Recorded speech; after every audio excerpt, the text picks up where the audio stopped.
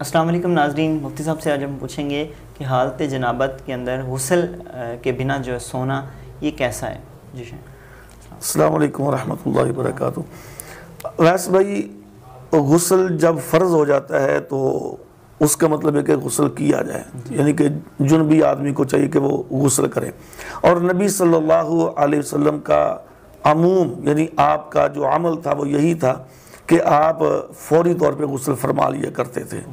اور غسل کا طریقہ میں ایک مختصر سا بیان کر دیتا ہوں۔ ام المؤمنین عائشہ رضی اللہ تعالی عنہا سے اور ام سلمہ رضی اللہ تعالی عنہا سے اور دیگر صحابہ اکرام سے جو روایت ہے، سادہ سمپل سا طریقہ ہے کہ پہلے طہارت کی جائے گی، طہارت کرنے کے بعد اچھے طریقے سے آدمی جب طہارت کر لے تو اپنے ہاتھوں کو صاف کر لے، اس کے بعد وضو کرنا ہے جیسے نماز کے لیے وضو کیا جاتا ہے، مکمل وضو جیسے نماز کے لیے وضو کیا جاتا ہے ایسے مکمل وضو کرنا ہے۔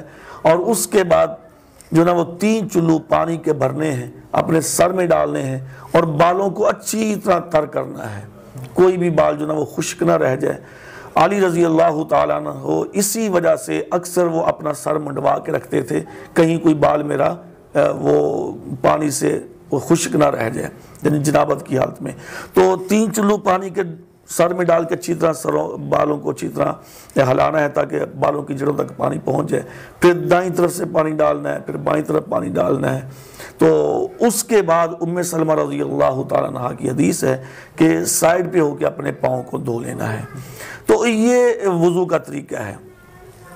اچھا، تو کوشش یہی ہونی چاہیے کہ آدمی کو جب حاجت ہو تو فوری طور پہ غسل کر لے، لیکن ایک روایت کے اندر یہ بات ملتی ہے، غالباً عائشہ رضی اللہ تعالی عنہا سے ہی ہے، المؤمنین سے، کہ نبی صلی اللہ علیہ وسلم کو ایک دفعہ غسل کی حاجت ہوئی تو آپ نے پھر اٹھ کے آپ سو گئے، اس کے بعد پھر آپ بیدار ہوئے، پھر آپ نے غسل کیا۔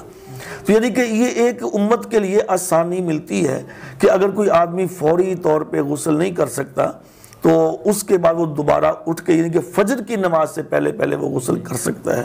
اور دوسری حدیث صحیح بخاری کے اندر بھی موجود ہے، کتاب الصیام کے اندر، کہ نبی صلی اللہ علیہ وسلم نے فرمایا کہ اگر ایک آدمی نے غسل کرنا ہے، غسل اس پہ واجب ہے اور صبح سحری کا ٹائم ہو گیا ہے، تو آپ نے فرمایا کہ وہ پہلے وضو کر کے سحری کر لے، اس کے بعد پھر وہ غسل کر لے۔ یعنی اس حدیث سے بھی یہ بات واضح ہوتی ہے کہ آدمی جنابت کی حالت میں سو سکتا ہے اور سونے کے بعد وہ اٹھ کے غسل کر سکتا ہے۔ ہاں جی، تو زیادہ مناسب اور بہتر تو یہی ہوتا ہے کہ فوری طور پہ غسل کر لیا جائے، لیکن اگر کوئی آدمی سو جائے، وہ کہے کہ میں صبح کو غسل کروں گا، تو اس میں بھی کوئی ممانعت نہیں ہے، کوئی کباہت نہیں ہے، صبح اٹھ کے بھی غسل کر سکتا ہے۔